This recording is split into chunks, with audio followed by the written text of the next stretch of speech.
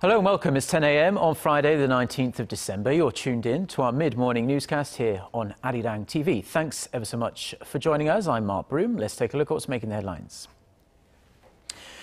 Within the next hour or so, we are expecting Korea's Constitutional Court to deliver its ruling on whether to disband the minor opposition Unified Progressive Party. It's accused of trying to instigate a pro-North Korean rebellion against the government. The UN General Assembly formally adopts a resolution calling for North Korea to be referred to the International Criminal Court for human rights abuses. Plus, the White House says the cyber attack on Sony Pictures that forced a major movie release to be pulled is a national security matter. Our top story this morning, the Constitutional Court will deliver its ruling on whether to dissolve Korea's minor opposition Unified Progressive Party within the next hour or so. The left-wing party has been accused of violating South Korea's constitutional order and of trying to instigate a rebellion against the South Korean government. Now, these accusations date back to last year when UPP lawmaker Lee Seok-gi and 3 other party members were arrested on charges of plotting to topple the government and blow up major facilities in the event of a war with North Korea. Some lawmakers from the opposition parties are urging the court to refrain from disbanding the UPP, saying it would go against the principles of democracy. They are also calling on the court to deliver a fair ruling and not to be swayed by political pressure. Last month, UPP chief Lee Jung-hee delivered her closing argument, saying the party had no affiliation whatsoever with Pyongyang and the government was guilty of political suppression. There's been overwhelming support in the United Nations for a resolution condemning North Korea for its alleged human rights abuses. UN member nations want the leadership in Pyongyang referred to the International Criminal Court. As you might expect, North Korea is furious and says it's the victim of a political takedown. Song Ji-sun reports. The UN General Assembly has voted in favor of referring North Korea to the International Criminal Court for alleged crimes against humanity. The result of the vote is as follows. In favor 116, against 20, abstentions 53. Draft Resolution 1 is adopted. The non-binding resolution drafted by the EU and Japan was previously approved by the Assembly's Third Committee, which deals with human rights. This vote comes after a UN Commission released a report in February that detailed the extent of abuses in the north, including political prison camps, torture, starvation, and mass killings. The UN Security Council will meet next Monday to discuss the resolution, but is almost certain to face stiff opposition from veto-wielding powers, China and Russia. Because of this, watchers say that while the Assembly vote increases international pressure on North Korea, it's largely symbolic. Pyongyang's envoy to the UN lashed out at the passage of the resolution. My delegation totally rejects the resolution because the resolution has nothing to do with promotion and protection of human rights, and it is a product of a political plot and confrontation against the DPRK. He added that North Korea was ready for dialogue and cooperation on human rights, but said the issue was being used as an instrument for regime change. Western nations are moving to put North Korea on the UN Security Council's agenda, but China opposes the move, saying the Council is not the proper forum for discussions on human rights. The General Assembly also passed a resolution on Thursday condemning rights abuses in Syria and Iran, but did not go as far as referring them to the ICC. Song Ji-sun, Arirang News. Now, in the third and final part of our special 3-part series of reports on Kim Jong-un's first 3 years in power in North Korea, we are going to take a look at Pyongyang's rare attempt to re-engage with the outside world. But, as our Hwang Sang-hee tells us, it merely served to deepen the regime's diplomatic isolation. Getting cozy with Russia, sending a high-level delegation to South Korea, negotiating the abductee issue with Japan, and releasing American detainees. North Korea engaged in a series of unusual diplomatic overtures this year as it found itself on the outs with its longtime ally, China. But the efforts proved unsuccessful. Led by the United Nations, North Korea came under strong pressure to improve its human rights issue.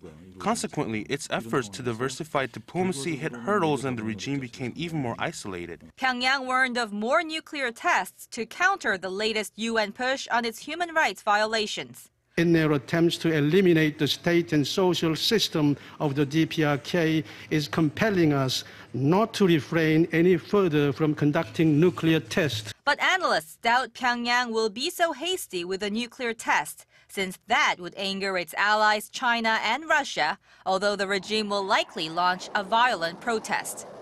Their strategy, their playbook, is to respond with force. Fight fire with fire. Another nuclear test, another missile launch.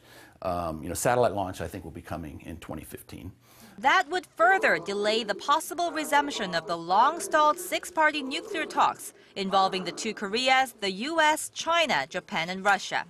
Nonetheless, experts say North Korea will be more aggressive with multilateral dialogue next year and seek diplomacy at the highest level.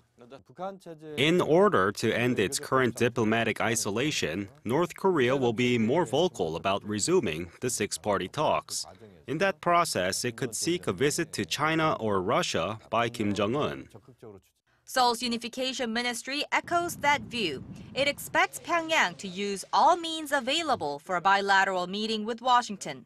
There could also be some progress in negotiations with Japan by July, marking the one-year anniversary of opening such talks. And if these all-out efforts to end its diplomatic isolation fail, the ministry says North Korea could seek an opening by turning to South Korea. Hwang Sang-hee, Arirang News. Now, US Congressman Mike Honda, who has been at the forefront of steering efforts to resolve the issue of Japan's wartime sexual slavery of Korean women, is in Korea right now on a 5-day visit. He met with reporters in Seoul on Thursday, and he said it was time for Japan to take action to resolve this highly emotive issue. Kim Min-ji reports. A U.S. lawmaker says Japan needs to recognize its historical responsibility and apologize for its wartime sexual enslavement of women. Speaking to reporters in Seoul, Representative Michael Honda says this is a problem that needs to be resolved with urgency, considering the age of the victims. Only 54 of the Korean victims are still alive, and their average age is 88. How many, they're getting older. And I don't want us to use the tactic of outweighing them and, waiting until they all pass away. That would not be acceptable. Honda, who is of Japanese descent, also said it is nonsense to question whether the women were coerced into sexual slavery. Coercion was there, and it was a great part of why girls and women were kidnapped into sexual slavery. Honda, who was at the forefront of the passage of a landmark 2007 resolution condemning Japan's wartime sexual enslavement of women, said recent talks between Seoul and Tokyo on the matter were productive and helpful, even though they have yet to reach a breakthrough on the issue. The lawmaker said that the U.S. will continue to communicate with the Japanese Prime Minister to move the issue forward. Hopefully now we can move this issue forward to create a greater political pressure and peer pressure to the government of Japan. The Japanese-American lawmaker is in Seoul for a 5-day visit, which will take him to a house for former sex slaves, as well as a string of meetings with government officials. Kim Min-ji, Arirang News.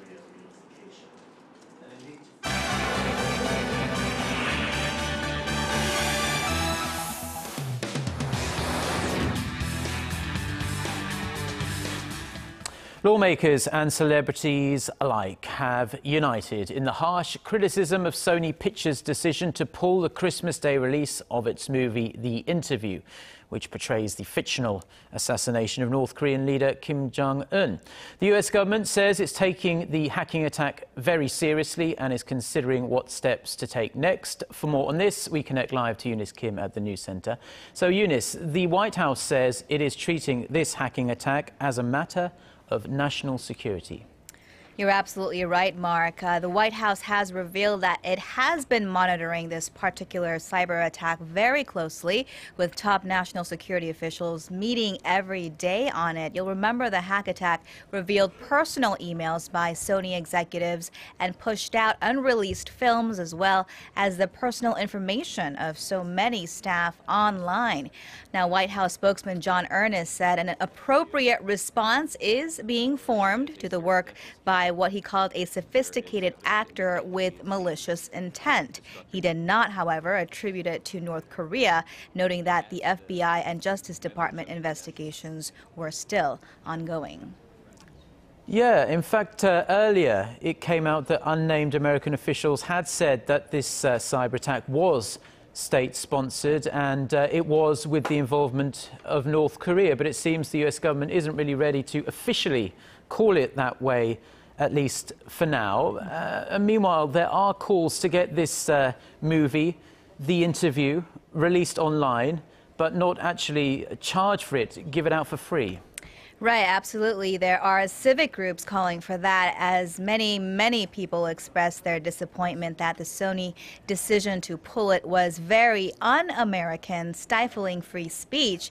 In fact, even one-time presidential contender Mitt Romney tweeted Sony, saying that it should not cave in but fight back by releasing the film online and asking viewers of the movie to make a $5 contribution to fight Ebola, I guess, to hit two birds with one stone there. Now, executives at Sony obviously making a very expensive gamble with this choice, potentially risking lawsuits from people they worked with on the $44 million movie. And as the probe continues, North Korea watchers are saying that the cost of having this movie, this comedy released, is high for North Korea, since it shows, as you said, a fictional assassination of North Korea's leader, and a copy of the movie could be smuggled into the reclusive country to be viewed by North Korean citizens.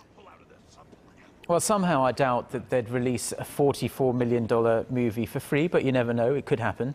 Now let's follow up a bit on the story of the US and Cuba. Huge news, of course, earlier this week. Now we know that the two countries have agreed to normalize their relations after 5 frosty decades, but this isn't going to take effect immediately, is it? Yeah, it's a good question. The presidential office certainly does have a lot of liberty when it comes to foreign policy, but the U.S. Congress does hold the purse strings in the U.S., and of course we've already seen some resistance coming out of the U.S. Congress. Now, the next step in this normalization would happen in Cuba late next month, with high-level discussions scheduled to happen between Washington and Havana.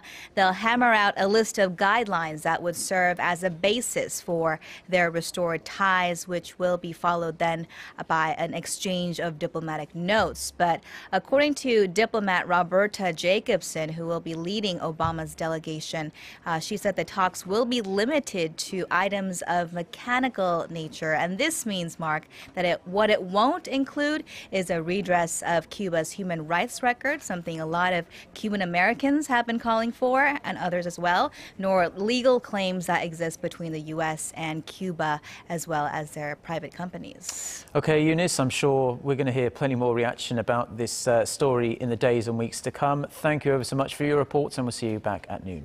See you then.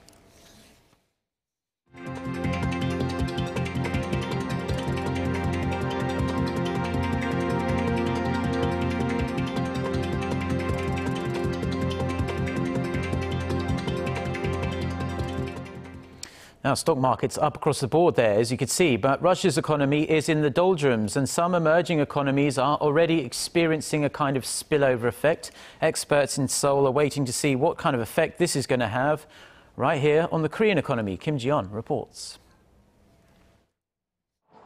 Fears of a full-blown financial crisis in Russia are spreading as inflation is rising amid slow growth fueled by falling oil prices and Western sanctions. A recession in Russia would likely bring a slowdown in European exports to Russia, further deepening the recession in Europe. This, by extension, is expected to curtail Korean exports to Europe. Seoul-based Hyundai Research Institute estimates Korean exports to drop by 2.9% next year and says it may go down even even further if capital flight increases among emerging countries. Massive foreign capital outflow in emerging markets is expected to move into the Korean market, which is considered as a safer haven. The foreign capital influx will then appreciate the Korean won against the greenback, further strengthening the Korean won. And because of the strengthening currency, Korean exporters are expected to further lose their price competitiveness in global trade. The researcher adds it'll bring a shock equivalent to that of the 2009 financial crisis, as Korean exports to Russia and Europe drop. Those exports to Russia dropped by 3% during the January to October period from the same period last year to just over $9 billion. In response, Seoul's financial watchdog said it would closely monitor the economies of Russia, Europe, and emerging markets. Battered by falling oil prices, the Russian ruble has depreciated more than 60% against the greenback from the start of the year. Kim Jung, Arirang News. Now back here in Korea, and the world's largest furniture retailer has arrived in the nation. IKEA opened its doors to the public for the very first time on Thursday, and it's hoping to thrive in a furniture market that's already pretty saturated. Connie Kim reports. The freezing cold weather isn't stopping people from waiting in long lines to be among the first inside Korea's first IKEA. Now, as you can see behind me, there is a seemingly endless line of people waiting to get a glimpse of the Scandinavian-style furniture inside. This is new to me and quite different from conventional Korean furniture. However, the Swedish furniture giant's entry into the market wasn't without controversy. Known for its low prices, IKEA's arrival has sparked concern among small and family-owned businesses that offer ready-made furniture at premium prices. IKEA has also caused a stir for inflating the prices of some of its pieces compared to global locations. It also drew criticism for its high transport and assembly fees. But IKEA says it's ready to offer something different to appeal the Korean market. We have studied the Korean market. We have done a lot of home visits. We visited over 80 homes and had really thorough interviews with the people living in these mainly apartments to understand the needs. IKEA designed this living room set specifically for the Korean market, tailoring it to the space in local apartments. The company created new storage units for the verandas often found in Korean apartments and special beds designed to fit into the space so people can use the space to get a quick rest.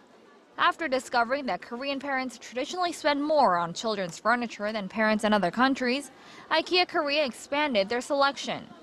In short, IKEA is offering more choices and possibly lower prices. But the question now is how consumers will react to what the Swedish furniture giant has to offer and what that means for the competition in the local market. Connie Kim, Arirang News. Now, Google's top 10 most search items of 2014 has already come out, and topping the searches there was Robin Williams, who died earlier this year, unfortunately, followed by the World Cup in Brazil. That's what people have been searching for globally, but what have Koreans been checking out online in 2014? Kwon So-ah gives us a rundown.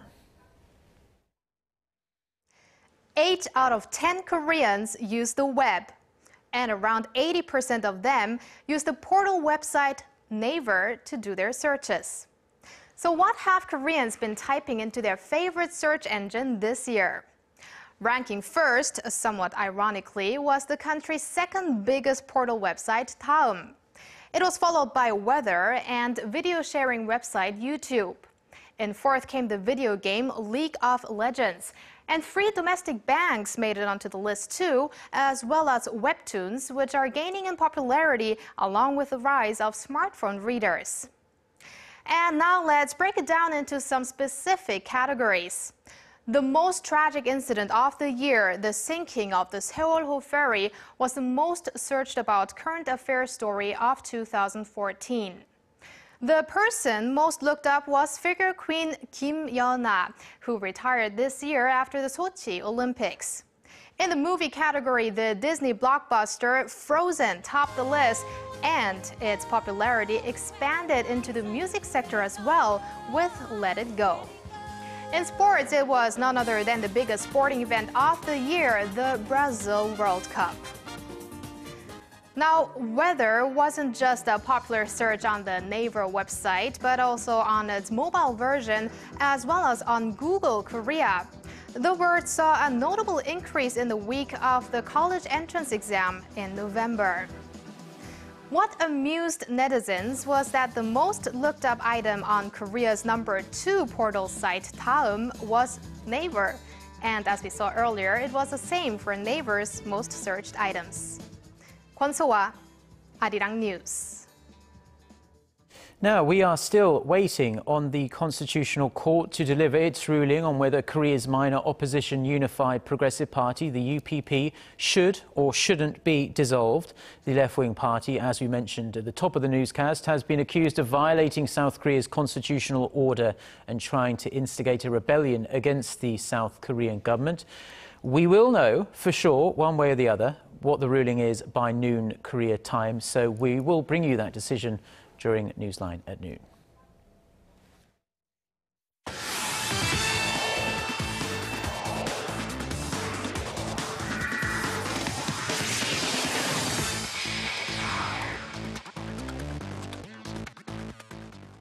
And TGI Friday, everyone, as we kick things off with the ongoing planning for the 2018 Pyeongchang Winter Olympics, as Korean Prime Minister Chung Hong-won met with the organizing committee on Thursday. And the Prime Minister himself made it clear that the 2018 Winter Games will not be split with another city, as he dismissed any possibilities of co-hosting the event. And during the meeting, officials approved the plans for a ceremony hall where the opening and closing ceremonies will take place, as a 40,000-seater will begin its construction in January of next year. Meanwhile, new transportation plans were also revealed, as travel time from Incheon International Airport to the Winter Games venue will be shortened by 20 minutes with the renovations. And speaking of winter sports, the fourth stage of the 2014-2015 ISU Short Track World Cup kicks off today in Seoul, as a couple of teenagers are expected to get all the spotlight during the event. Now, one of the teenagers is Olympic gold medalist Shim Seok-ki, who at the age of 17 has been dominating in the women's competition this season, only to have her 13 consecutive gold medal finish come to an end last week in Shanghai. But 16-year-old Choi Min-jung has been making the headlines as of late, even beating out Shim Seok-ki in the 1,000-meter event last week. Now, all eyes will be on the two teen sensations as the event kicks off at the Mokdong Ice Rink. And now moving over to baseball this time, where Thursday marked D100 until the 2015 KBO season kicks off. It also meant 100 days until the Suwon KT Wiz make their KBO debut. Now on Thursday, the 10th KBO team held a ceremony at the Suwon Baseball Stadium, introducing some of their newest acquisitions to the media. Their veterans like Lee Dae-hyun, Kim Sa-yul, and former MVP Kim Sang-hyun were on hand, looking forward to the 2015 season with their new team. And while it's unlikely that they'll have a top 4 finish in their inaugural season, confidence is high for the Suwon KT Wiz. And finishing things off in swimming, where after it was revealed that Soon Young testing positive with a banned substance was reported 6 months after the initial date, the World Anti-Doping Agency have decided not to take it to the Court of Arbitration for Sports. Now, according to Ben Nichols, a spokesperson for WADA, they have reviewed the case file and decided they will not appeal the 3-month ban imposed by the Chinese Swimming Federation. This also means that the Olympic swimmer will not be facing the Court of Arbitrations for Sports, while the China Anti-Doping Agency just received a warning for the delayed reporting. And that's going to wrap it up for me. This has been SJ. Have a great rest of the day, and see you guys again for your sports needs.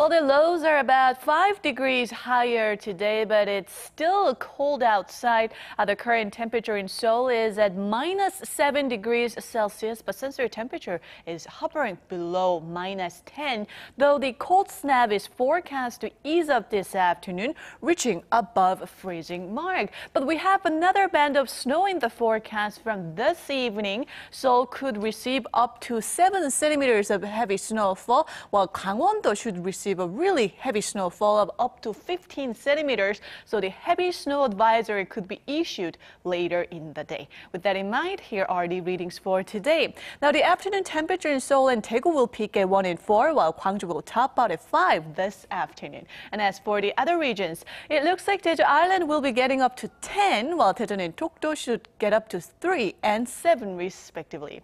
Now, that's all for Korea, and here's the international weather for viewers around the world.